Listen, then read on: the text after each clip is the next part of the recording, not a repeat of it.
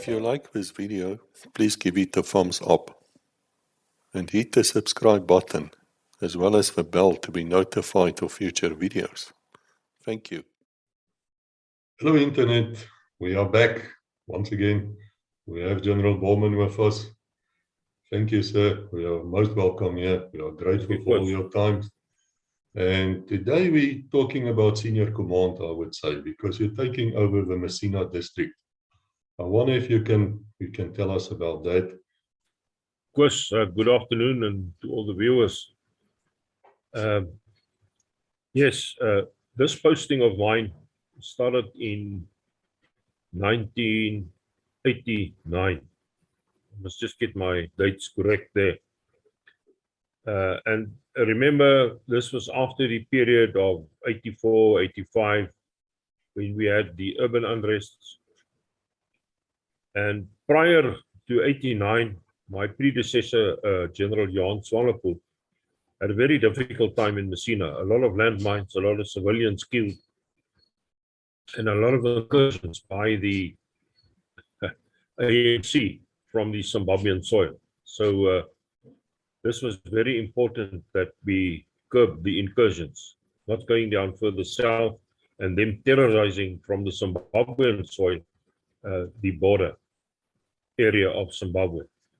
My area of responsibility was, and I'm going to start from the east, the top north part of the Kruger National Park, bordering Mozambique, was under my command. The Pafuri area, all the people would know that. That was the most eastern border.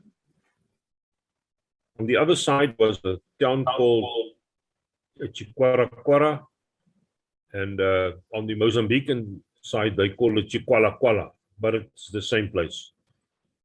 And just further up is Malvernia, and the most notorious dam where all the rhino poachers reside, Masangiri Dam, just to orientate the people in that area. Then going further west, we had a few bases. I'll come to the bases later. In the center was Messina, now called Messina, meaning copper, and Beitbridge, which is the only border post between South Africa and Zimbabwe. Then going further west, I'll discuss all the details. We had a border with the Botswana people coming into where the Shanzi intersects in the confluence of the Limpopo River. The Limpopo River is on the Botswana border to the west, and the headquarters of Lepelale was my western boundary. Further down south was the town of Louis-Trichardt over the Soutpansberg mountain range. Wadispoort is the port, actually the pass opening up for the Republic of South Africa going further south to Petersburg. But Louis-Trichardt had a commando, it was under my command. Then other towns in the area to the west was Aldays and Vivo and the Blauberg, a very big mountain that had a gap with the Soutpansberg, where the Soutpansberg ended, and we always refer to that as the Vivo gap. In the conventional war, this was a gap that we all studied in exercises, because this is where a conventional force could come through. So this is the area. It's a very big area. The headquarters was at Messina. I had a very good staff complement there. Very good second in command, Hein Visser. And I had all the necessary supporting staff elements in the area. I had an engineers element that could help us with the mines and minor engineer works, and especially with the fences that we had, and I'll come to the fences very shortly. I also had 116 Battalion, which was a training battalion, and they also had 2 companies that I could deploy. And this company during 84 and later years also deployed in the Johannesburg area to show to us that despite the threat from the border, the companies were deployed in the Johannesburg area. It was a very good experience for the guys operating in that area for a long time in the area of Witwatersrand Command with the headquarters in Johannesburg. I also had a reaction force called 907 reaction force. They had customers. We could move anywhere in the area, and they were fully equipped, ammunition, very good hackers, and troops that speak all the African languages. It was absolutely a very big asset to the area. Troops that regularly came to me to support and to do border control operations was from all the citizen force units that we could get. 32 Battalion and even the Bushman Battalion, 3-1 Battalion were deployed on the border. Never forget the story of Bushmans. While at 5-4 Battalion, I met a sergeant there called Seep. English is soap, but his real surname was Sabau, Sergeant Sabau. And the day his company, he was a sort of a company sergeant major who deployed there. He got a vehicle from Beitbridge through to the headquarters. He came into the headquarters and he asked the secretary, "Where is Bornman? I want to speak to Bornman." And I heard his voice, I recognized it, and immediately I got up and I said, "Seep, come in, how are you?" He was so happy to see me after the operations that we had in the Wambuland. And he even had tea with me, but it's not Colonel, it was Bornman. He wanted Bornman, but I enjoyed a moment with him. It was all old acquaintances. Okay, let us look at the bases that we had. I had a base close to the Kruger National Park. I didn't have a base in the Kruger National Park. There was only one military base, and that was very close to Skukuza, the Sand River base, but that was under the command of the Eastern Transvaal Command. Then I had the Madimbu base. It was a very big base, and that's now to the east of Messina, operating on the Zimbabwean border. It later also became special forces after the Caprivi was closed down. It became a special forces training area. And there I had a very good link with the special forces operating from there. They did their survival courses and minor tactics there, and also a lot of parachuting of operations there. It's got a very good runway, a very nice base. And this is also where we took the SAS when they came to visit us. We based them there, and we did all our combined exercises from Madimbu, a very big known base. Then we had a base called Pinksterhoek. It used to be an old church, a holiday resort, and then a base at Beitbridge itself, protecting the bridge. And we also supported the police at Beitbridge with sniffer dogs that we extracted samples from each car that came in, and it showed us whether there was drugs or ammunition in the car or explosives. We had a lot of successes there, and the troops were trained to do this. So here we are, customs officials actually, and policemen, but the troops enjoyed it there. They saw all the girls coming through from Zim and coming back. It was a very good posting, and they also had to protect the bridge, of course, and support the police in that area, as well as internal affairs with all the refugees. I'll come to the refugee problems later. Then I had, from Beitbridge, I had a base called Almond in the farming area of Waipi. Further to the west, we had Dembi, it is now the Mapembukwe resort for SA National Parks. And it's a very, very nice place to visit. And National Parks really did a beautiful job. After we left there,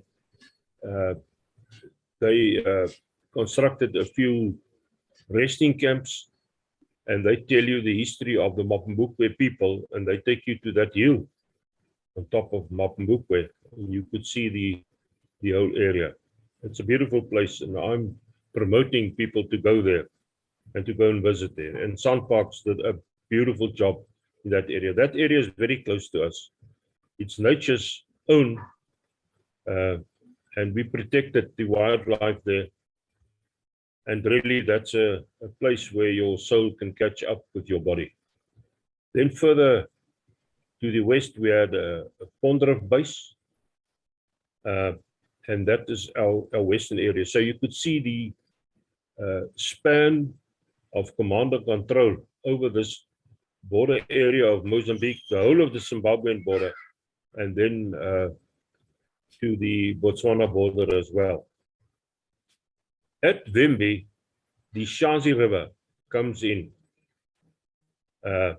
being the border between Botswana and Zimbabwe. And geographically speaking, and I'm going to tell you a story now, it's actually the Shazi River coming into South Africa. And the Shazi River is actually joined by the Limpopo River. But President Paul Kruger said, that is the Limpopo River, and that is the Shazi River. And, well, that's it. Because if you fly high up in the air and you see the little stream of the Limpopo, and you see the mighty Shazi in flood, then actually our border is the Shazi River mounting in through that whole area. And at Shai Shai, the river flows into the Indian Ocean. I've seen this river come down, and believe you me, there's a dust cloud in front of the first waves. And then you see this mighty stream of water coming from the rains in the Matopas area, just west of Bulawayo. It's a wonderful sight. And before I come to the fences, from Beitbridge to the west, we had an electrical fence. It's two fences, barbed wire with a lot of fences inside, and it was electrocuted. People died there. They were warned, there's enough warning and all these things. But around 1993, we ourselves decided to detune it. It's not good for us, especially with the refugee problems that we had. By the hundreds a day to kill people. And then it just gave us an alarm. In this fence, there were gates for the farmers to get to their water source, the Limpopo River. I'll come back to the farming situation in due course. From Beitbridge to the east, we had a sisal fence. It's an arid plant, very sharp thorns. It grows anywhere. It will survive only on rain, and it forms a very thick hedge. And we had fences, obviously, on both sides. But also the gates were linked to our system. And in the operations room, the operator working there could see whether a gate was open or closed, and he could send troops. Every 10 kilometers, we also had a guardhouse with the troops based. And they had to patrol their area once in the night and once in the day. And whenever there's an open gate or something, they had to go there and go and check. We had a radio communication network second to none. I could speak to any farmer, even from my house, at any place in the Soutpansberg military area. This includes the Lutrigard area. There were certain repeaters on the highest mountain ranges. And every farmer could speak to the headquarters, and these radios were given to them by the state. to make it secure, and our reaction forces could react very, very, very quickly. Obviously, intelligence had to be good, then we could deploy beforehand. So this is the border situation. On the farming side, it's a very good area for game farming. There are various lodges and game farms, and international hunters visit the area quite often. There's also very good cattle farmers in the area, and the cattle thrive on the bush, especially after the rains. It's done very well. On the more agricultural side, the farmers use the water from the Limpopo River. And in the winter months, there's no water. Remember, I told you about the pools that the hippos utilize in the river, but then they dig a well in the river, because most of the flow of the Limpopo River is under the surface. And then they get the water there from the wells that they dig in the riverbed. I once took a group of keen horsemen to the Madimbo area, and I showed the kids with my bare hands, I can just dig about 2 feet and then I get water. And I remember the kids going to their own little space, digging, and they get water. And they were so impressed with this situation that they could dig for water. I remember the one German guy, called Robert Rauch, his son, and I met him the other day, big man already. He shouted to his father, Vati, ich habe Wasser gefunden. And to me, that was good to show these little kids how we can get water there. Okay, that is the fencing situation. And in the news in South Africa now, there's big shenanigans about the fence that was erected close to Beitbridge to stop the illegal immigrants. And the day after it was erected, the next day it was down and the wire stolen and all these things. But the problem was you must patrol it. An infantry principle of the defense, and this is nothing else than a defensive line that we drew with both fences. You must protect it and you must guard it. The infantry principle is actually you must guard it with fire. Now, we didn't guard it with fire, we guarded it with people. Whenever there was holes in the fence and people came through, we followed the tracks and we fixed the holes. So it was a constant job.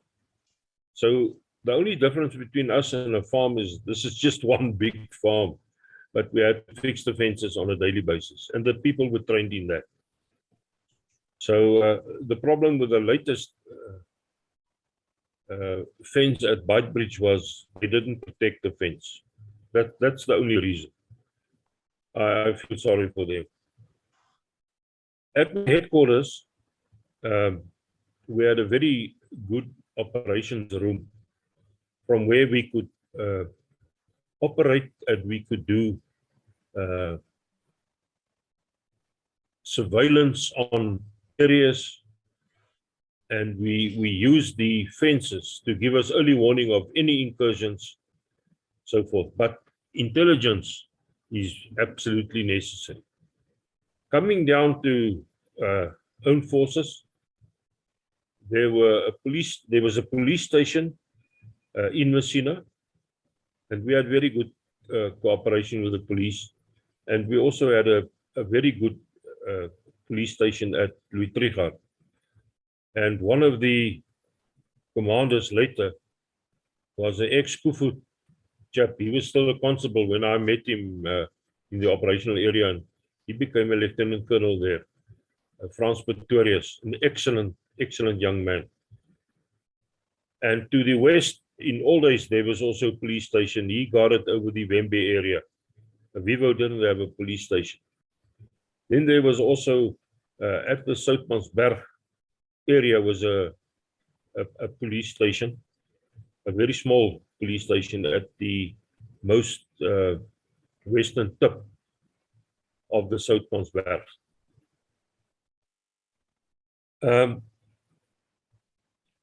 The farmers, coming back to them, also found with tomatoes in that area, and Langeberg, a company from the Cape, invested in a factory in that area to produce tomato paste, pulp, tomato sauce, and anything you could do with a tomato came from that area. Now,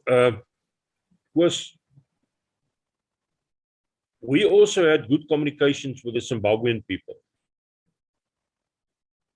with the ZCIO, Zimbabwean Central of Intelligence Organization.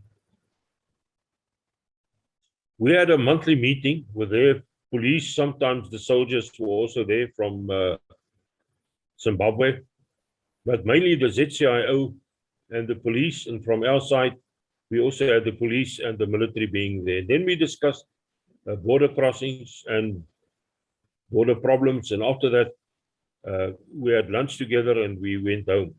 I also had a direct channel to speak to the ZCIO in Zimbabwe, and later I'll embroider on that situation, how we spoke to each other whenever there was an incursion or a problem that they could solve.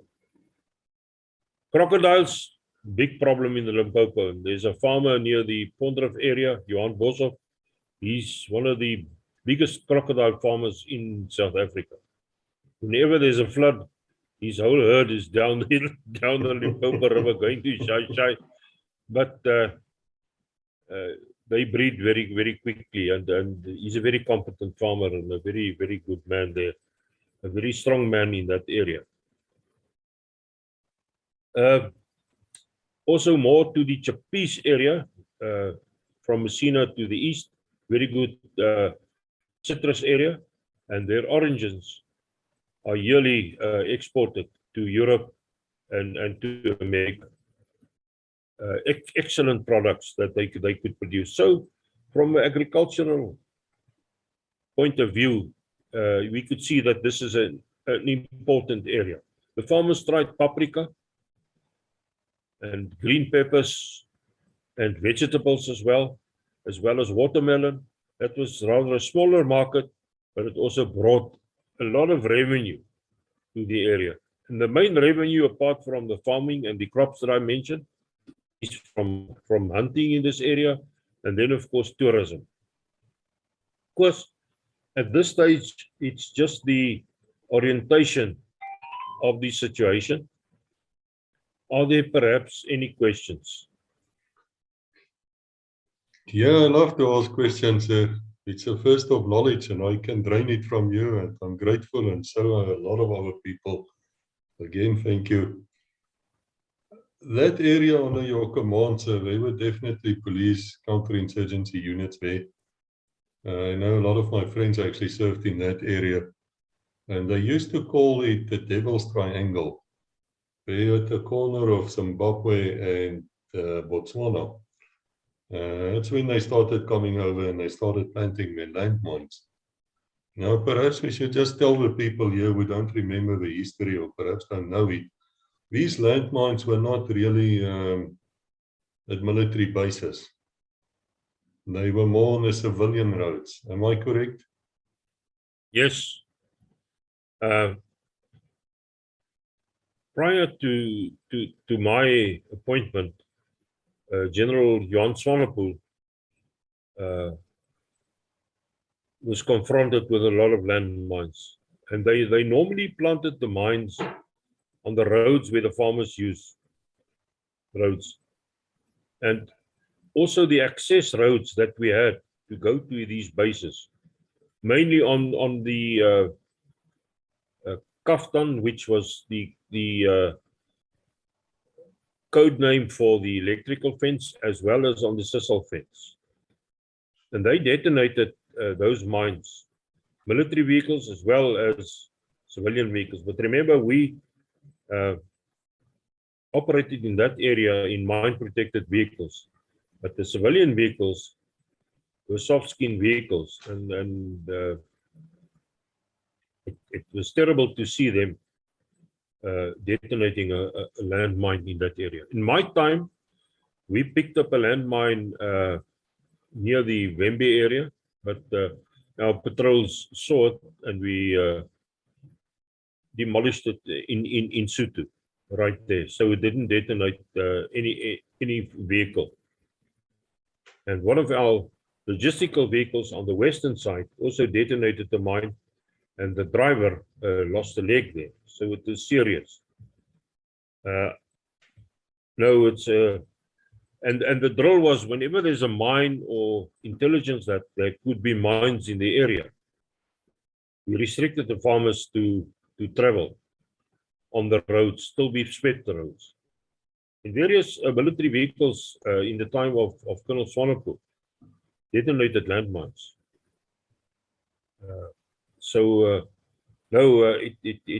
It really was a problem. I must perhaps. Luckily, I'm sorry, sir. No, carry on. I just want to explain to people that in those days, and probably today as well, the white farmer would often supply his black workers with like a tractor with a trailer, and they would then all get onto it to go to town or perhaps a big truck, or they would go to church. Actually, the farmer would supply this. So if such a vehicle then would detonate a landmine, you can imagine it's going to be severe casualties. Yes, because in the Bomberland, I had the misfortune to witness at 3 incidents where a bakkie, it's a van, the one 25 people, the other one 10 people, and it's not a nice sight to see. And the locals brought it to our base where there was a doctor, and we helped these people and gasovac them back to Oshakati, to the hospital. Luckily, we didn't detonate mines with laborers in my time. But really this was a problem, and we swept the roads. Okay, later in 93 to 94, the landmine problem stopped. But it could happen any day. But we were always prepared, and this is what the engineers section did in Messina, mainly to do anti-mining. But the main thing was we had to get intelligence of people moving down south. Then you know if there's a group sighted or you've got intelligence of a group coming in, you must know mines is one of the products that they can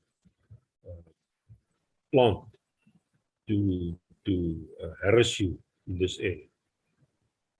And you know the demoralizing effect that a landmine has on the civilian population is very, very, very, very big. Yeah, it's a dreadful weapon. Absolutely. It's a powerful thing. I mean, if that thing explodes, I mean, it's really going to kill people. No, it did. And that's why the fences on the east, the Sissel fence and the Kaftan fence on the west was erected. The main thing is to stop the landmine infiltrations and to stop infiltrations. We never had a tax on farmsteads in that area while I was there. The only thing that they did is do a standoff engagement from the Zimbabwean side, just fire a few rounds, traces and all, in the direction of a farmhouse. Then we also had a lot of incursions coming in, but we stopped them with good intelligence, and we laid ambushes, and we stopped them in that way. But the main advantage we had with these fences, that was really very, very, very good. I just want to say that these fences are really not something new. There's currently one between Botswana and Zimbabwe, which is hundreds of kilos long, as far as I know. And there's a lot of them in the Middle East, between Israel and other territories. Yes. I mean, it's not a new thing. It's not only in South Africa where there was like an electrified fence. It's common. And look at Donald Trump building a fence between Mexico and the United States. And in the Zimbabwean war, they also had the cordon sanitaire. where they had the two fences, and inside was a lot of landmines, anti-personnel mines, to stop them from infiltrating and to protect the people of Zimbabwe. No, the fences was very positive. I'd like to tell you a story. Later, I'll discuss visiting groups. After the border situation stopped in Namibia, and 435, Resolution 435 was implemented, we received in Messina all the visiting groups, where the Defence Force sent certain influential people to come and visit us. And of course, the main aim was to show them what we are doing and to get a very good budget at the end of the year. But it was also a very good public relations exercise. One group came from Natal, a very negative group. They asked me, why isn't there a woman in charge of Soutpansberg military area? And I countered him and said, would Chaka allow women to have control over the impies? They kept quiet. I'm not propagating that there's no place for women in the Defence Force. That's not what I'm saying. In the same thing, I said to them, our troops that we recruit from Leboa must have matric, because the training that we have nowadays in the modern army, it's absolutely necessary that we have guys with the standard 10 qualification at that stage. And they went on, it's wrong and it's discriminating and all these things. When we went to the operations room, as the devil wanted it, the guy sitting behind the controls that day, he came from Leboa, but he could speak Zulu fluently. I said to him, give them a demonstration, but speak Zulu. And he started there on the computer, and he saw gates that are going open, and he on the radio, and they checking this. And for about half an hour, he entertained these guys in Zulu. And the guy came to me and he said, I understand why they must have matric. So, you know, this is why visiting groups were welcome. We had a very good message to convey. But fences were absolutely an assistance for us. Talking of that triangle area, I'm taking you now to the west, where the Shazi flows into the Limpopo, according to Paul Creer. There's also that area is called Poacher's Corner, because all the poachers in the early days went into Botswana and they went into Zimbabwe, and that's where they brought their loot. Through that area was Poacher's Corner. Then immediately going further to the east in the Kruger National Park and the border there with Mozambique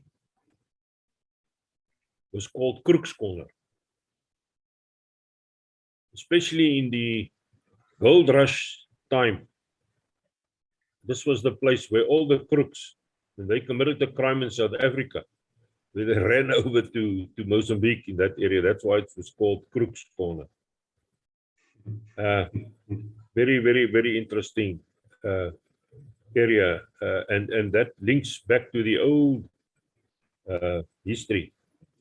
At Wembe, on the Limpopo River, was a little hut the General Smuts used to go. I'm now talking about when he was a prime minister.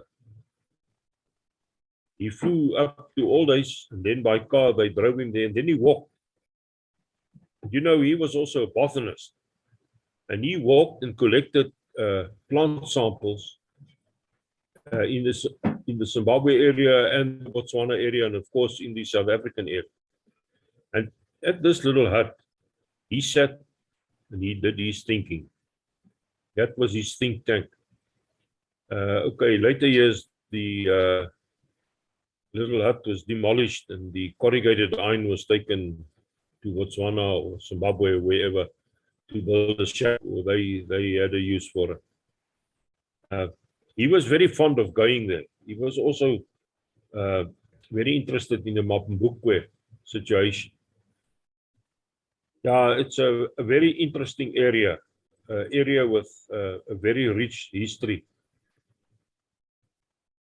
Well, I have to place on record here that your own daughter is a military academy graduate, so you cannot be that against women in the forces. No, precisely. Thank you for that, Chris. But that day, I felt insulted. Well, you know, these liberals are difficult ones.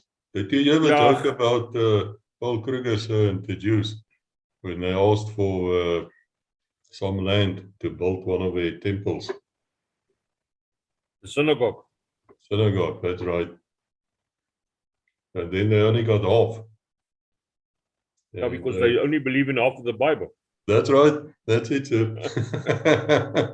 He was an interesting old man, but in any case, he never got to that.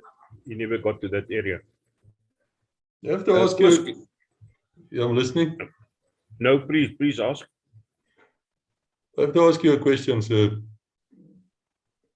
By the time that you reach general officer rank, in history, I think it was at Gettysburg, there was a Union general. He was in charge for just a day or two. It might have been Meade, I'm not too sure. And he called like a general's officer conference to decide what to do further during the course of a battle. Now, in general, would you say this is a good thing or a bad thing, or should just one man have control and full control, and that's it? In the Anglo-Boer War, this principle prevailed. The general got his men together. They had a kruisraad, not a court-martial. It was a council of the fighting men. But he still had the control and the command. Talking of General Delaray and General De Wet and various good generals. In our situation,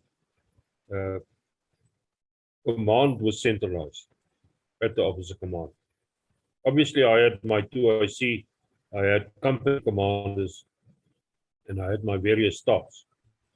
Every morning we had a meeting, we listened to the intelligence of the day, we did our planning for the day, and I listened to all the queries and problems that there were and all the good things that was going on. And then we started our day. But command was centrally at the top. Whenever there's a problem in any South African unit, the commander is asked the questions and he's got to be responsible. So centralized command works in the South African Defence Force. And I think in most defence forces of note, it is so. What happens when you take over, sir? If you arrive as a new commanding officer, is there like a parade or what happens? Or you just walk in? Yes. Ceremonially, there's a parade where ceremonially the outgoing officer commanding hands over the new unit. Sometimes they exchange a sword or any token. But then we call it handing and taking over procedure, where the previous officer commanding certifies that all the books are in order regarding the equipment and the finances, state monies, and that. This is the official side. And then the unofficial side, then the outgoing commander tells you about the staff that you're going to have, the pros and cons of the staff, the problems that he had in the area. In this area, he told me about all the farmers the good guys and the not so good guys, because you find in that mix it is always so guys that you've got to handle a certain way, and then of the local population, the teachers, very important people, and then the city councils of both two towns, Messina as well as Utrecht, and then about the local population, your neighbors, the Venda people. And remember, Venda Defence Force was in that area. And the Kruger National Park, the hierarchy there, how you handle that. It takes about a week to do the handing and taking over, and then you sign for the unit. And then he goes, but I want to tell you a story. A friend of mine was in correctional services. And at one stage, as a lieutenant colonel, he had to take over a prison in Port Elizabeth, St. Albans. And they also did the handing and taking over. And now the next morning was his first day as the officer commanding of this jail. And as he got to his office, his predecessor was also there. And he was quite annoyed, and he said to him, now, man, what are you doing here? He said, wait, you'll see. And when they opened the gate to the yard of the jail, there were about 200 people wanting to see the new officer commanding. But when they saw that the previous guy was there was only 2 left. So remember, and these are now convicts, but the principle is precisely the same. Obviously, people will try and test you. But I've done this before. Luckily, this was my 3rd command. I've been there, and I know tricks. And you can see, and that's why handing and taking over is so important. It's like a relay race. And Johan's Sonnepoel gave a very well-organized machine over to me. And I tried to do the same to the guy who took over from me. When you travel around between the units, would you be traveling by vehicle which is marked with some kind of a flag on it, so that you can be recognized and killed? No. Not with budget restraints. I had a Land Rover, but no pennants and flags. And then I had a little Golf 1300. That was my vehicle. No aircon. No aircon, nothing. But I was lucky. I had a helicopter at my disposal. Obviously, for casualty evacuations, you don't use a helicopter for reconnaissance. And then to fly me to various units, should there be a problem at Madimbu and I had to get there quickly, I could go by helicopter. And these Air Force guys spoiled me. They always brought the helicopter with a dual stick. In other words, the pilot sits on the right hand, he's got control, and then I've also got my controls. And it got word that I like flying. And they just get in airborne and then I fly. Please don't tell the Air Force about this. And then I also had a Cessna reconnaissance aircraft that we used regularly for reconnaissance work in the area, but not externally. Definitely not externally. Only to check our borderline and to check areas, field fires, conjunctions on the road, this type of problems that you could and they're the same. I used to fly a lot, obviously with the pilot, and then when the Air Force couldn't supply us with a Cessna, the commando aircraft of the air wing of the commandos, they also sent aircraft, and I met some fantastic people coming from all over the country, doing their duty there in the operational area. Now, I remember with this little GT, once the member of parliament who stayed of our area, he stayed just south of the Soutmansberg range, Tom Langley. We became very good friends. And I had to take him to a military function. I was invited and he said, well, could we get a lift? I said, no, fine, I'll come and pick you up. But remember, it's a golf. And he's a big man like me. And the two of us with the two ladies got in the back.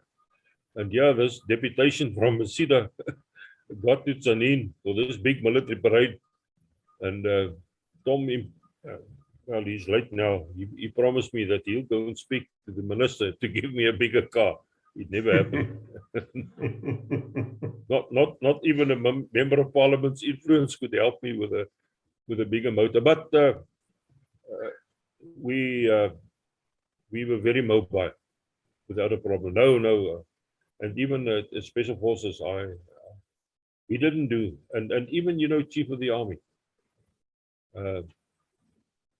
They for certain parades, they went in to the state garage and got big cars.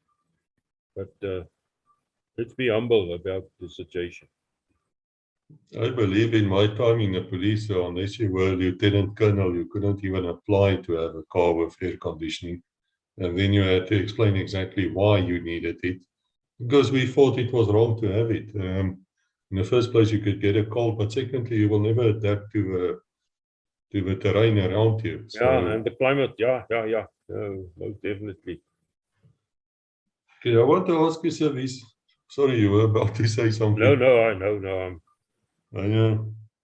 There was a radio network of a farmers, wasn't it called Mars or Marnet? Marnet, yes. What happened to it, sir? Where is it now? Of course, to be frank with you, I don't know. They just stopped. Yeah, because after 94, they still carried on. And I don't know, because normally they send a battalion to that area with 4 companies and with a lieutenant colonel. And honestly, I visited there once. And radio comms went good. How was your relationship, sir, between yourself and the police units there, the counterinsurgency units, as well as the national intelligence guys, who sometimes calls you people brown shoes or something? They had the name for the army. And I'm sure we had a name for them too, but it's not printable. National intelligence, we never saw.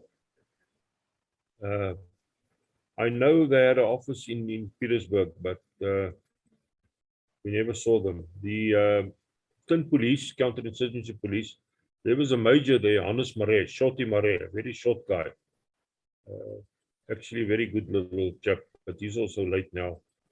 And they helped at Bike Bridge and on the border with normal police tasks, stock theft, house breaks, and the normal situations that happen across borders. But in my time, their numbers weren't many. But with the police stations at all days, Louis-Trichardt and Beitbridge, we had excellent communication. There was also a security police branch in Louis-Trichardt, as well as members in Messina. And we cooperated very well with them regarding intelligence. When we had intelligence, we gave it to them, and vice versa. This was cooperation was very, very, very good. At this stage in 1989, the war was winding down in Angola. This is just after Cuta Carnival or roundabout there. Things were going back to almost peaceful times, sort of. So I have to ask, how well equipped were the army under your command at Messina? Excellent course. Apart from the normal rifles of a rifleman, he had all these pyrotechnics, and they were well trained. The 907 reaction force, very well trained in their Caspers. They had machine guns. They had 60mm mortars.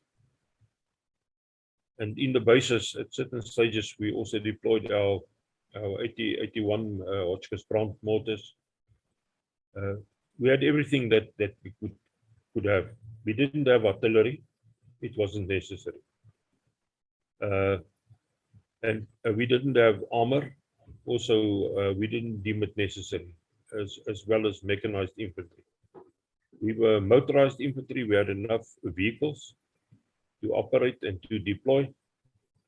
And our equipment was absolutely up to standard.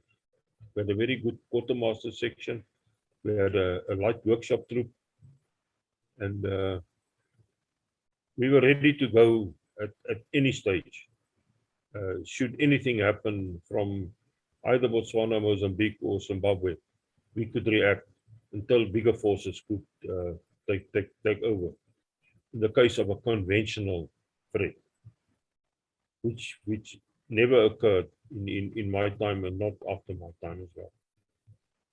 I'm often asked about that. What was the chances of a place like Zimbabwe trying to invade South Africa? I don't think so, Chris. Politically, I don't think it will happen. First of all, I don't think they will have the air superiority, because we had an Air Force base at Louis with Oryxes and then the Mirages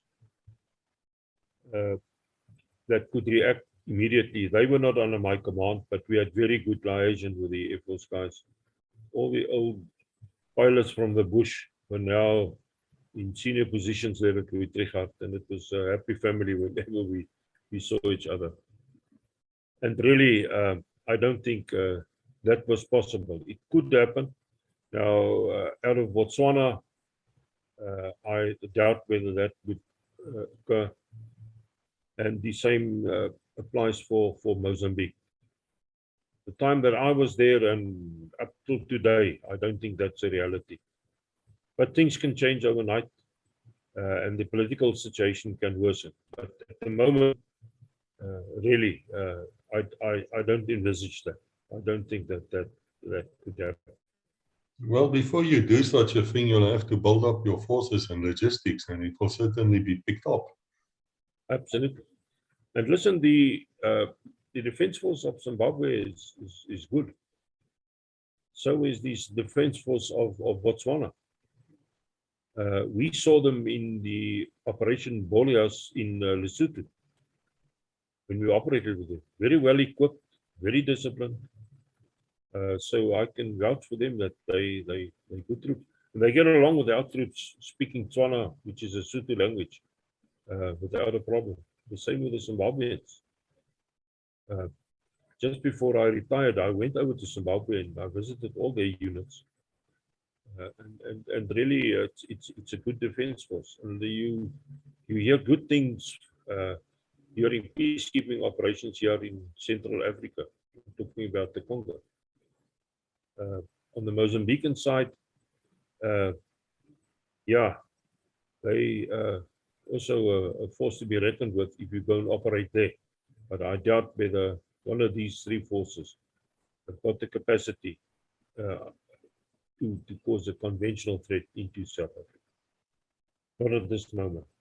And politically, I cannot foresee that. Well, they're just not in the same league.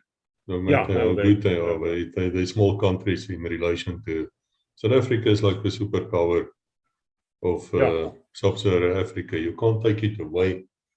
I've heard an interesting thing about the Botswana Defence Force. They do work a lot with the Americans, and they do send their officers over to the US for training. And would you believe, sir, not a single one, not one, has ever said he's not coming back to Botswana or tried to stay longer or made any type of nonsense there. Not one. No, they're good officers. Remember, well, the previous president, Ian Khama, He was the head of the Defence Force. And they've got a very big base, not far from Gaborone. Parachute brigade can be accommodated there. They've got good equipment, and all the officers speak a very good English. Whereas with the Mozambican guys, it's Portuguese, but we can all speak Portuguese. We've got enough Portuguese troops to cooperate with them. And the Zimbabweans, they speak a very good English. Their schooling system is good. Yes, I rate them highly. I rate the Special Forces very highly, actually. But this reminds me, sir, we've spoken about the farmers, we've spoken about the police, and we spoke about National Intelligence Service, the relationship. Now I must ask you about the PBS, the plaaslike bevolking. How were they reacting to the Army's presence? Very, very good question. Remember, it's predominantly Venda people. On the in the areas of Madimbu and further south. And Sotho people to the west, can I say the Vembe area, predominantly northern Sotho Peri people. They were always grateful when we helped them. And in the townships of Messina, called Mansfield and Lutrigard, at quite a few townships, we also had good communications. I worked through the 3 teachers in Messina.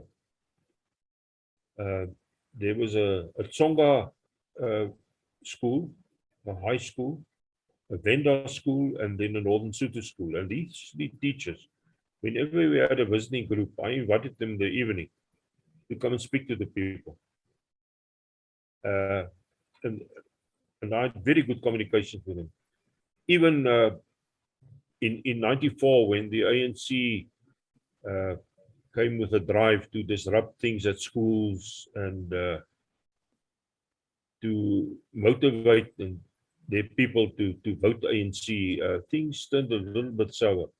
But despite that, these 3 headmasters came to us, and we helped them where we could. And it was very good for people coming from the south to speak to these 3 guys and prominent members of the local population. That's one part. Another part of the local population was Zimbabweans, working on the border farms and, well, right up to Lutrigard and the rest of South Africa. We had a lot of problems with some of the farmers and not treating the laborers in a humane way. And that normally escalated into a problem that the police had to intervene. Then there's a clash between the farmer, the police, and us. And people harboring labor that's not registered. There was a system where a guy could come register for 3 months. Then he's got official document that he can be in South Africa. Because there were really not many people in the western side that could work on the farms. Predominantly, it was Zimbabweans. But to the east, more the Venda people, they also worked on the farms, but also a lot of Zimbabweans working on the farm. And now I'm going to tell you a very funny situation. These guys came in from Zimbabwe to get enough money to pay a taxi to go and work in Johannesburg and even Cape Town. That was the problem. We had a tremendous malaria problem. And I'll tell you the situation around malaria to prove to you that there was a constant flow of labor coming in, working on the farms, going down south. Malaria, please, I'm not a doctor, but malaria is a bacterial disease. If the infected mosquito, of the Anopheles mosquito, bites you, he injects the bacterium into your body, and then you get malaria. And most of the people living north of the Limpopo River are immune, and let's call it herd immunity against malaria. Genetically, they carry the malaria bacterium, but they do not produce the symptoms of having malaria. But when a mosquito bites him and he bites me, I contract malaria. We went to the farms, especially in the east of Messina, and we got blood samples from about 1,000 laborers, documented name, everything, and his blood sample. And the results came back of the people who are the carriers. We refer to them, they carry the malaria bacteria, but they are not sick. You know what? Was we couldn't find any of those 1,000 guys within a month, because it took a long time to check all the blood samples. 1,000 was gone already. We had up to 300-400 illegals that we captured every day. We processed them through the police. We didn't have the facilities to keep the people, the police had. And then through internal affairs, they were deported to Zimbabwe. But I've seen train loads full coming from Johannesburg, illegals that were captured there from a place of safety called Sondela. But they put them on a train. Before that train leaves Beitbridge Station, the guys are in Johannesburg long before that train. It was absolutely a problem. There was an economical problem in Zimbabwe and Mozambique, not Botswana. And there was a suction from South Africa. There was jobs available in South Africa on farms and wherever. The one farmer, I'll tell you his name, Hansie Willemse, told me he farmed in the Meltsetter area in the eastern highlands of Zimbabwe. When he went on holiday one day in Cape Town, he met some of his old farm workers. They were so glad to see him. Now, this is coming from the eastern part of Zimbabwe, and this is in the most southern town in Cape Town. It was a huge problem. And the ways they got through is through the Sissel, through gates, underneath. You know, you can't close all the gaps. It's such a big area. But the immigration problem was a problem. And one day, a visiting group of journalists from all over the world was sent to Messina to come and look at the problem of illegal immigrants. And as the devil wanted it, we captured guys from Malawi that day and even from Ethiopia.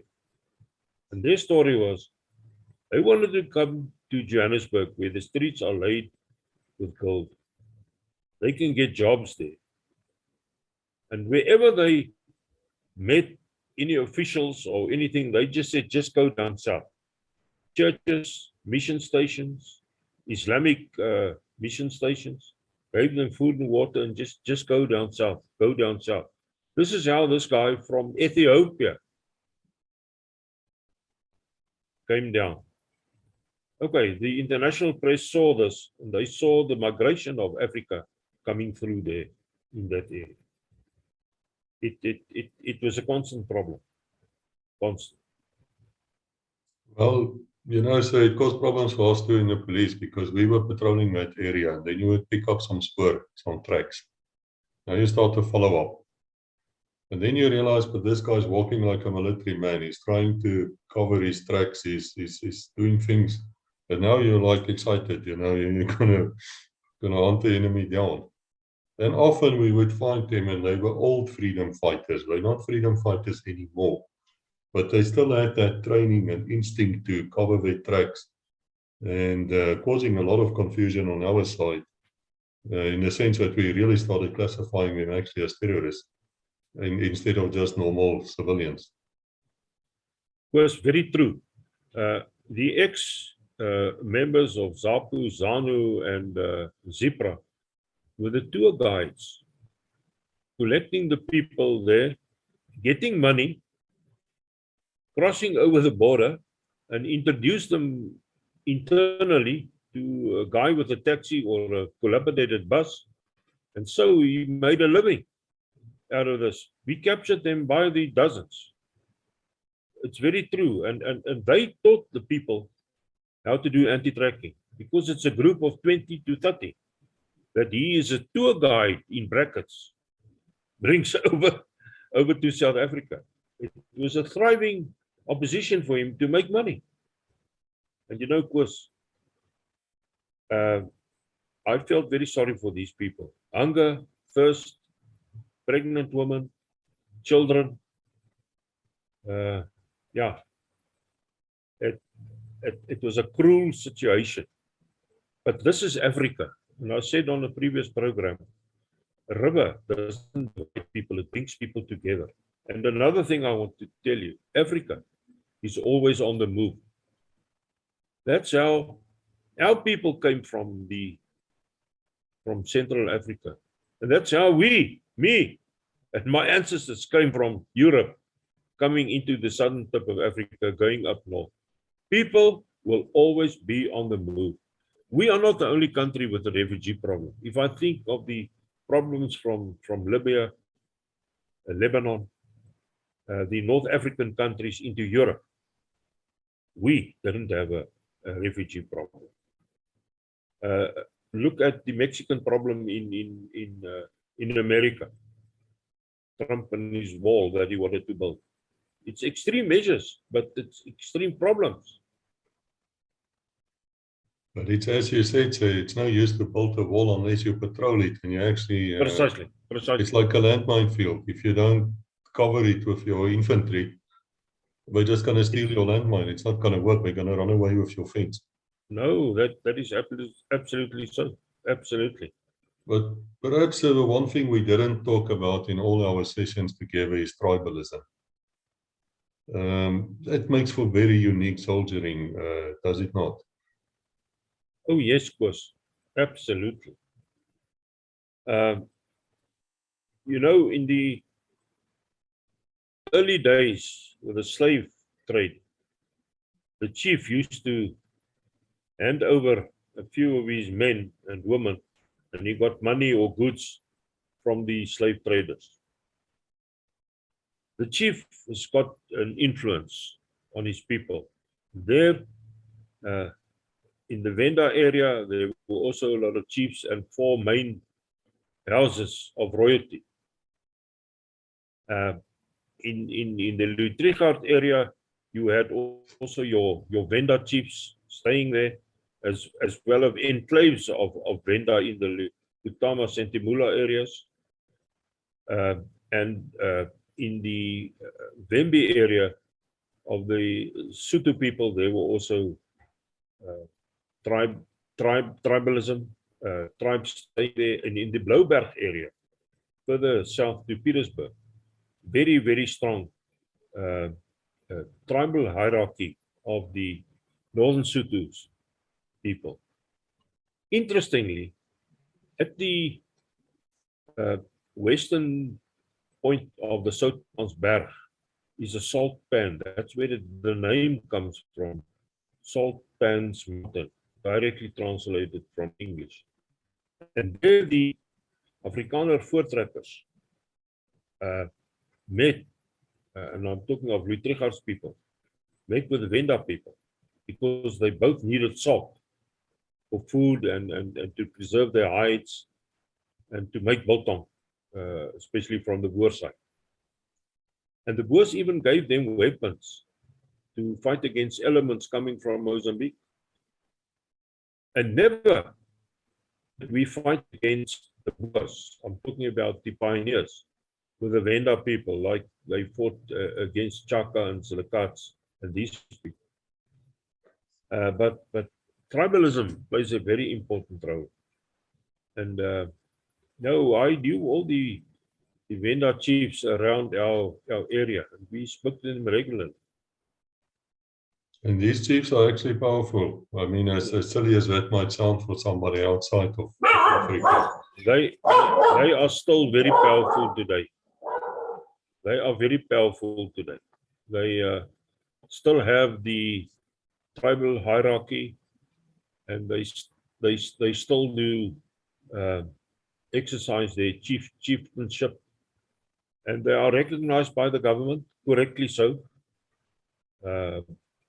And that is important. And the president talks to the chiefs on a very regular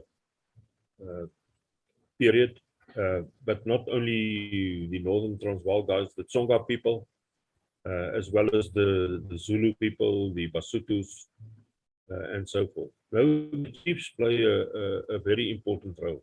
And that I like that, because that is also an instrument of discipline, and it gives them a proudness where they come from. And this is how their culture is carried forward, which is very important. Yes, the culture must be preserved. Have you ever met a female chief? Mujaji in the Tsanin area. Yes. But now there's a man there. The Mujaji now is a male. A big controversy in the area of the Mujaji. She's the Rain Queen. The previous one that passed away. The Rain Queen. The Rain Queen of Mujaji. Got a very, very strong influence over their people in the area of Tsanin. So it seems to me, so I remember when we just started this series, you were talking, I think in the very first episode, perhaps the second, you were talking about the need for anthropology, I think is the word you used. Yeah, absolutely. Absolutely, Chris. You know, with our 11 languages, and there are still a few languages like the Khoisan San who's left out, it just shows you that we are fragmented. We've got 11 official languages, and the sign language for the deaf, dumb people, and then the Khoisan people is going to come one of these days as an official language. If you take where you stay, what are the languages there in Switzerland? It's French, it's Italian, and it's German, and what Romanian. else? Romanian. Yeah, which they is even also have Romanian. A Latin language, Romania. It's not a Slavic language, it's a Latin language. Yeah, that's the 4 languages. And they're confusing in all of them.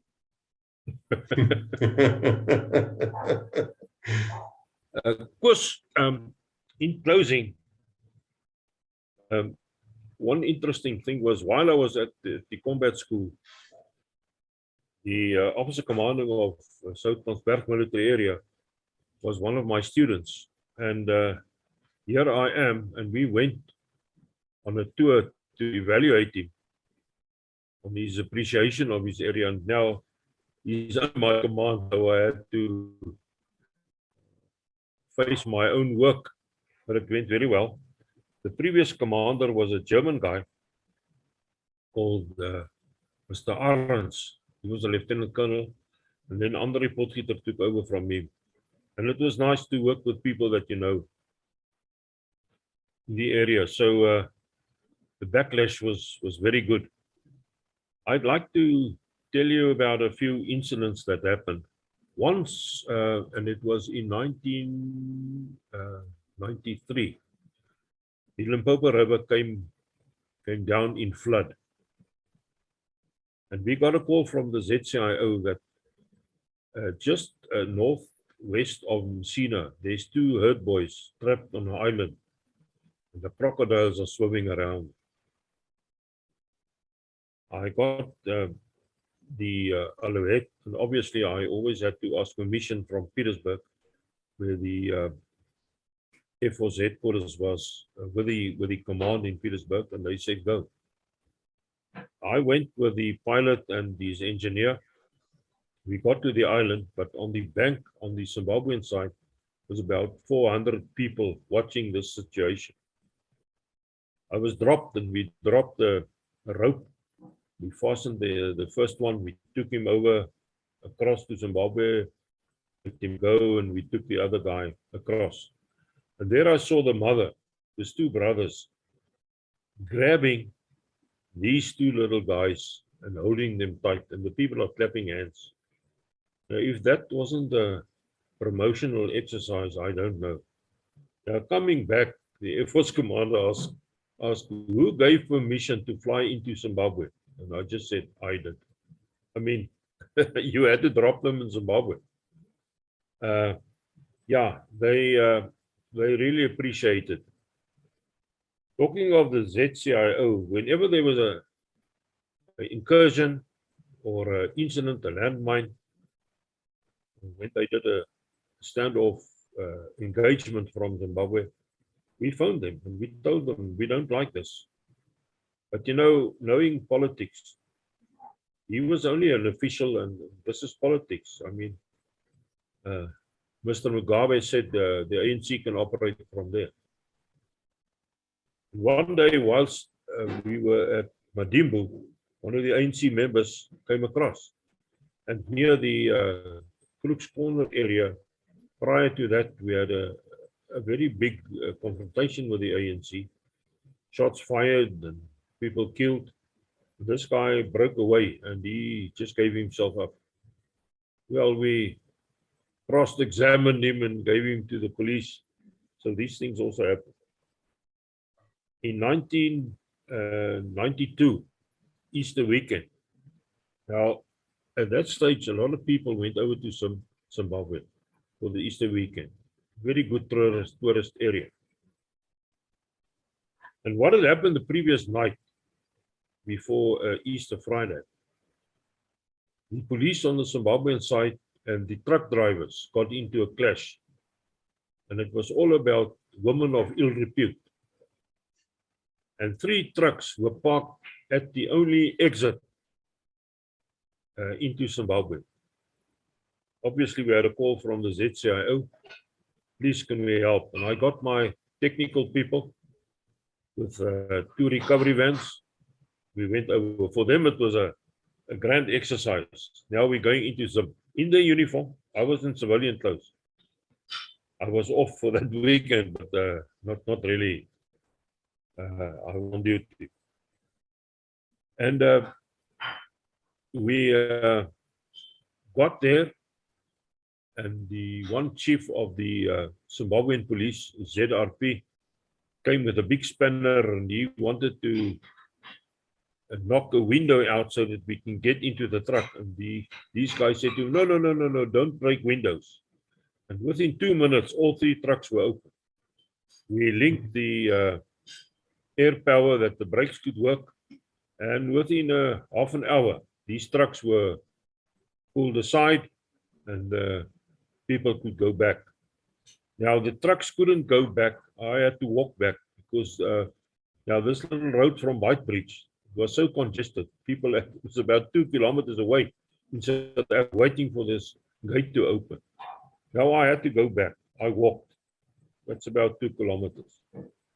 And that was a walk of a hero because everybody knew what was happening. The story got down and they clapped hands. And you won't believe me how many people I knew that was going for that weekend there. They just thanked us. And our toughies, our technical people were very, very happy about this. Many times it happened with accidents on the road that we could go and help and assist our police as well as the Zimbabwean police and so forth. We had a very good fire brigade as well in Messina. And one night, Sunday evening, I got a phone call, there's a house on fire. Immediately, I phoned our police, our military police, and the fire brigade came out. And then the towns, and this is to the detriment of the Messina Town Council, the traffic cop was also the chief fire master, a small town. And he pulled the fire truck with a tractor. He said to me, he didn't want to start, perhaps battery problems, but now you'll see a thing. After about half an hour, then we extinguished the fire already. He got this thing to start, just a little puddle of a stream. It couldn't fill 1 liter of water that's coming out of there. Yeah, we helped them to fix their emergency stuff. But luckily the army was there. I was very proud that we could help the people. It's not nice to see a wife and kids in their pajamas standing watching their house to be burnt down.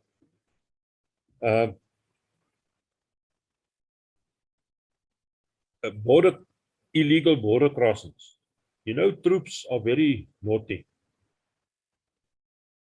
At one stage, the troops in the dry seasons, they would be heroes if they could put their foot on the Zimbabwean soil. And one day, the one little guy was captured by the ZCIO and the Zimbabwean police.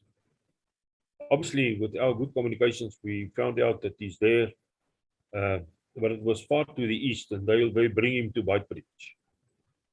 Now, obviously, I get a rap over the knuckles from Chief of the Army, then General Liebenberg. He was very cross with me about this. And the parents phoned there, where's my son?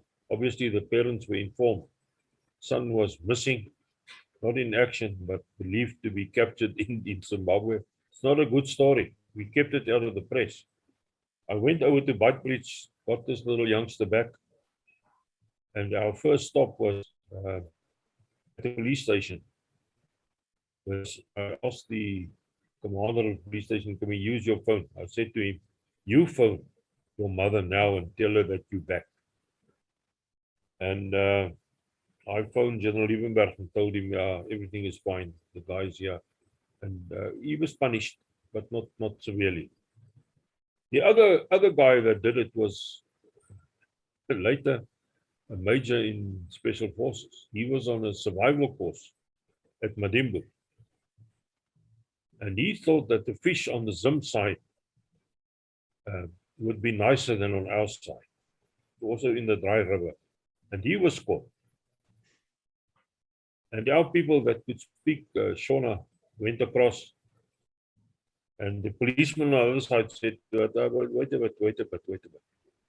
Not so easy. You must learn a lesson. And the sergeant major that could speak the Shona there was told to give him 4 of the best with a cane.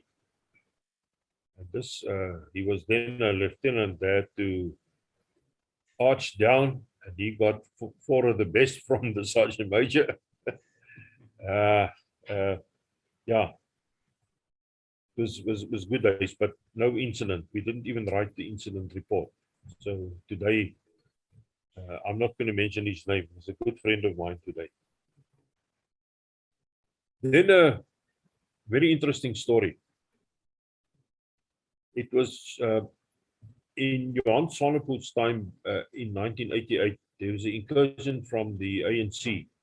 They came across through the gates of the farm in blue overalls, the same as the farm workers used to wear. They planted mines, and they were in the area, and they were tracked down, and 2 of them hid in a culvert on the main road for 2-3 days. And when this one guy, Tete Nube, came out, the police apprehended him. And in the shovel, shots were fired and all these things. And Tete Nube was sent to prison.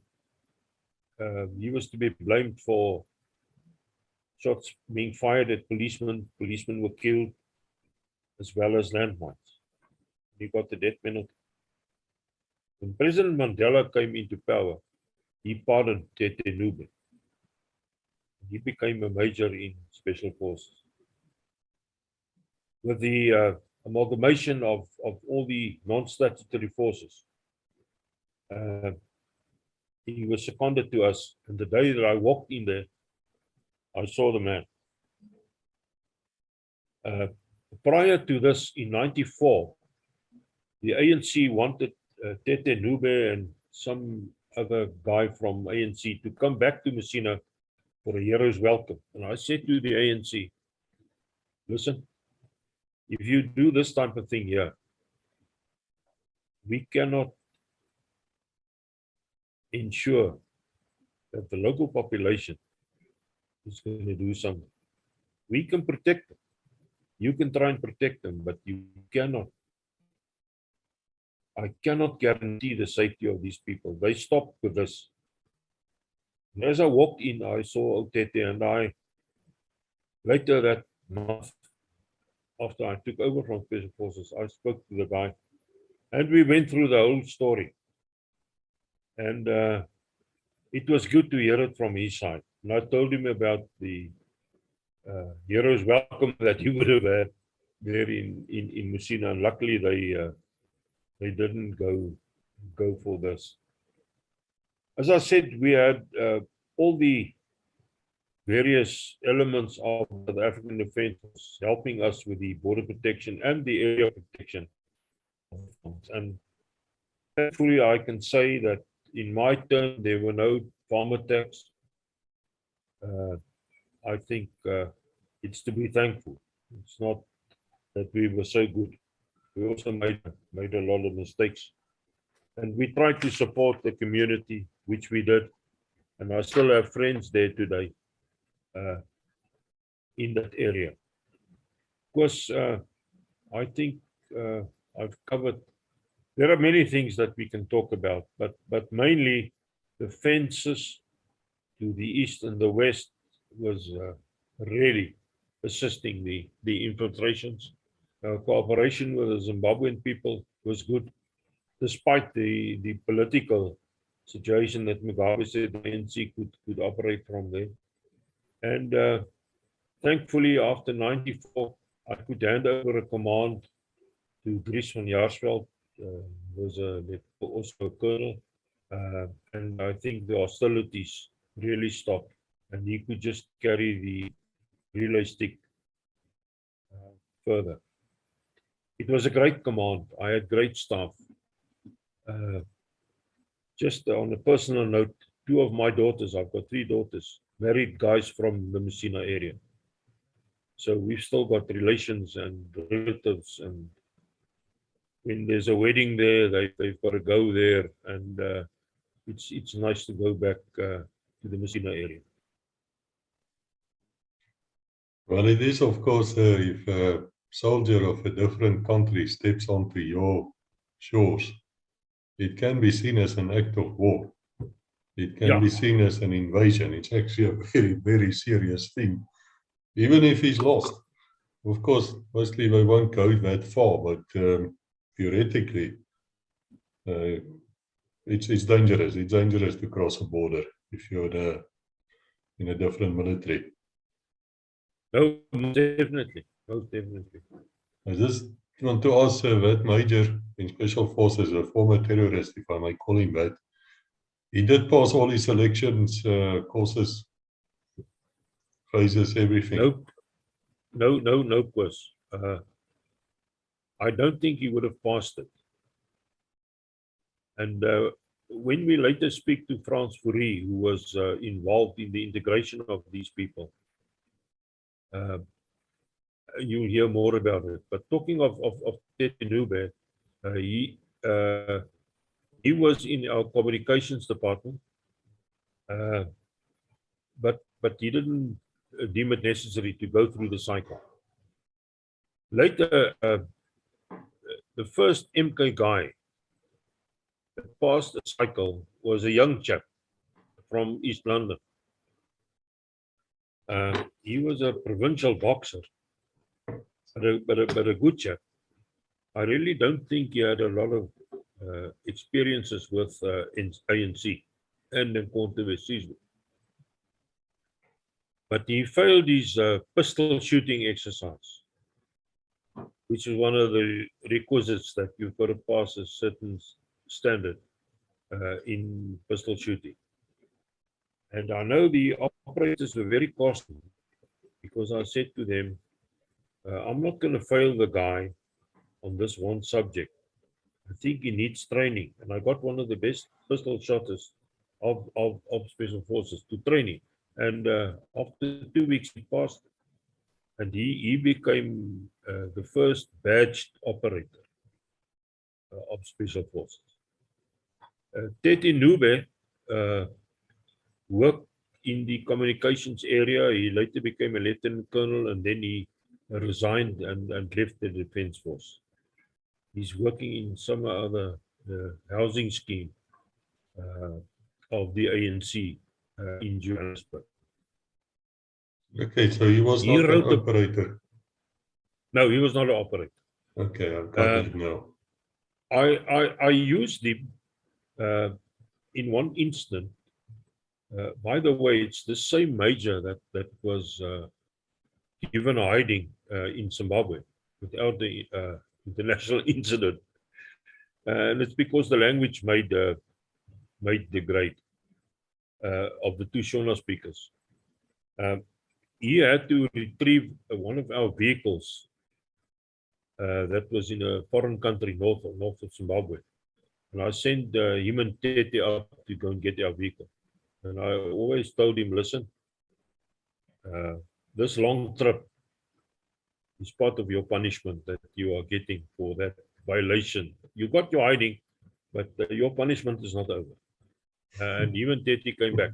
I used him in these type of things, but correctly, he wasn't a badged operator, but we used him in the field and in internal operations.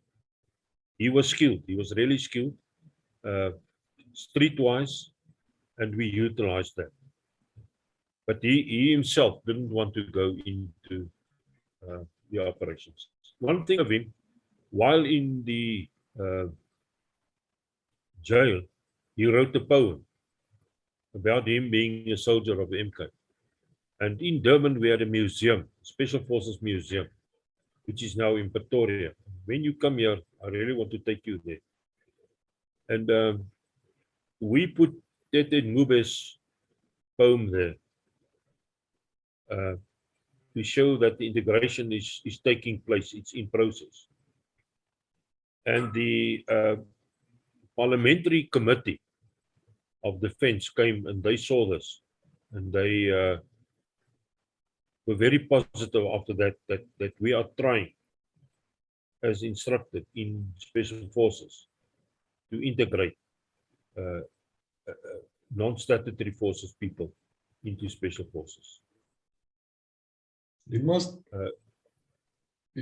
have been a bit strange here. I mean, we're going to speak about your Special Forces time in the next episode, and we'll go into great detail. But 89, even though the war in Angola was going down, all hell was still breaking loose in South Africa. I mean, the townships and everywhere else, place were burning. And then came Mr. Mandela's release in February of that year. And things were a little bit strange and confused. I mean, I was still serving in those years. How did you feel as a senior officer that everything is now sort of turned upside down? I myself expected re-education camps like we found in Vietnam after the war and other places. It was a very, very difficult time. At Messina, I didn't experience this. We carried on normally with a normal routine. I didn't get any staff members from non-statutory forces. We had good communication with the Venda people and with the Leboa police. I was seconded as a person to Pretoria on the higher level at that stage for the planning of the integration of all the forces into one. We did that, but I was never involved in the execution because then I was already in Special Forces. But I want to tell you one thing, Koos. Soldiers are different breed.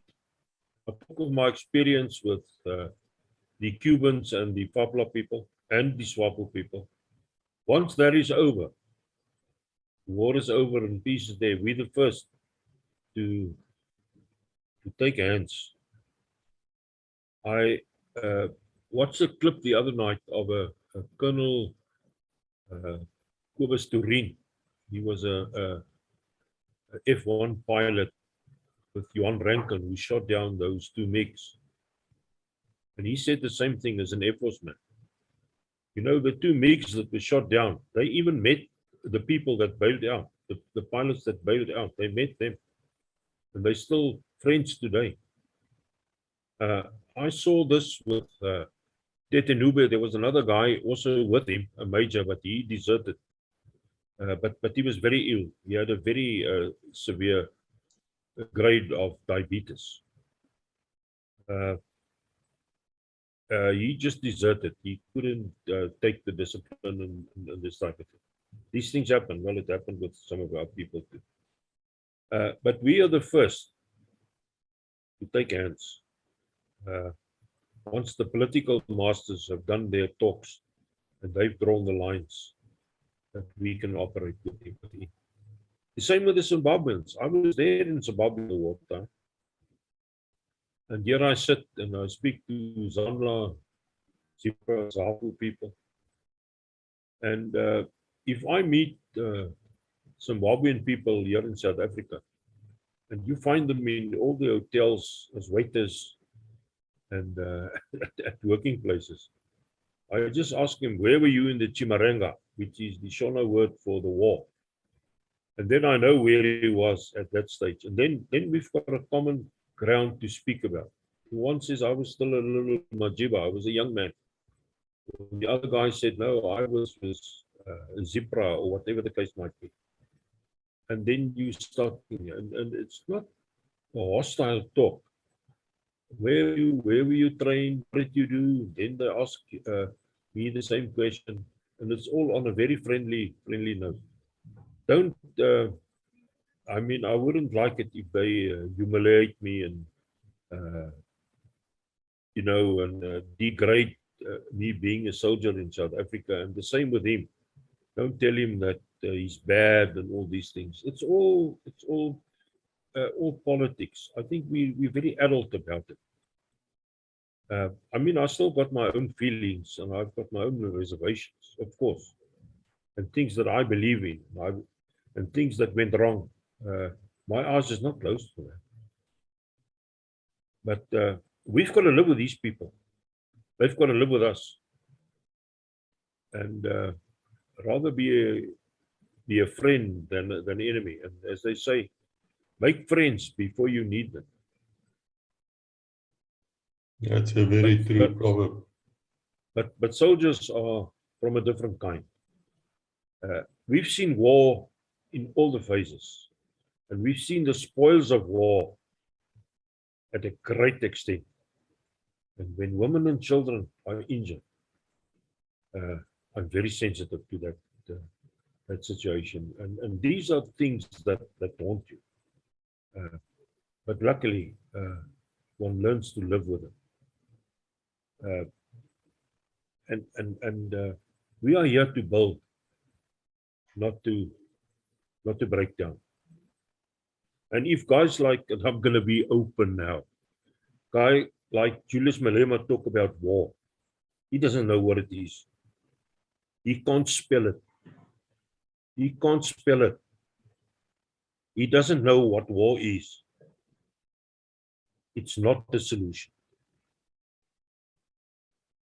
You're quite right, sir. You know what? That wisdom comes from very far. And most military men would say that. I recall General Ulysses S. Grant, the Civil War man. He said something like he's never felt a situation where there was a need to take his sword out to start fighting. It's all created. And if you really understand war and you've seen the dead on both sides, and the stress and the human agony which comes with war, you will not even use that word lightly, because it's a most dreadful thing. No, most definitely. Well, they are all welcome here. Let me say this again. The freedom fighters, terrorists as we call them, all welcome. Can come and tell us your stories. This is not exclusively for just our side. We would like to hear the other side as well and to talk to them, because I recall afterwards when I became an attorney, I spoke to a great many of these people. They were sort of around Mr. Mandela where we were as attorneys, and you know, there were no hostility. We were laughing about certain things, and there were respect, professional respect. And You know, my last tour to Zimbabwe, I went to the parachute battalion. I went to the training battalion that was in training, the Air Force. And I even went to the special forces, a guy called Tafi Matonza. And on the Rhodesian side, Hannes Wessels and John, they've got a series of ex-Rhodesian combatants. And they've also had a talk with old Tafi. I think old Tafi is now retired. But he took over from the SAS guys as a commander, the Special Forces of Zimbabwe. Very well trained, badged, and a good paratrooper as well. But I think he's retired now. And that day, I'm not going to mention the guy's name. He was in the South African Defence Force, then he went over to Rhodesia. And he operated there in the SAS. And he had a Shona-speaking guy with him. And now this guy, also a very good paratrooper, was at the parachute school. When he saw me from South Africa, he came to me, but it was an open discussion. It wasn't around the corner. You don't allow these things in a foreign country. And he asked me, how's this and this guy? I'm not going to mention his name. Say Mr. X. I said, no, he's well. He works in our brigade. And he asked me, what's his telephone number? And I nearly fell into that trap. And I said, okay, I'll give the telephone number to your officer commanding. And if he feels it necessary for you to get the telephone number, he'll give it to you. So I passed the buck on to the OC. I never gave him a telephone number. He didn't ask for it. But this is the way that, and they incorporated him. In the SWAPO situation, there was a guy called Karl Njoba. I was in 2 contacts with him. He was a corporal then with 101 Battalion, the SWAPO Battalion. His father was the Prime Minister, Pastor in Njoba. He was killed there in Inana in my time with the headman. And when the SWAPO people took over, at that stage, Karl was in South Africa and in Namibia already a lieutenant colonel and staff qualified. They made him a general. And he was accepted by everybody. But again, he comes from a royal line in the Wambo people, his father being the Prime Minister. And he was a clever guy. You know, the day he died, his funeral, he contracted cancer. Some of the guys from South Africa went up there. They attended his funeral, Karl, and they were accepted very well in Namibia. I met various SWAPO guys, and then we started talking, and I can still speak a little bit of Wambo, but just enough to get me into trouble. And if he hears the key words, immediately they start talking, and they are very positive. The soldiers are the first to shake hands. Not the politicians, They still fight. They still fight for their constituencies. Yeah. But, So it seems to me there's hope in the world, sir. oh yes, oh yes. Thank you again. It's fascinating to speak to you. It's fascinating how the direction of our talk always goes here, it goes there, but it's always fascinating. And I thank you for that. Again, your time. If there's anyone here who want to come and speak to us, you're welcome. But you have to contact me. I can't contact you. I don't know who you are. So just write me an email and we'll take it from there. And until we meet again, God bless. Thank you very much, Koos.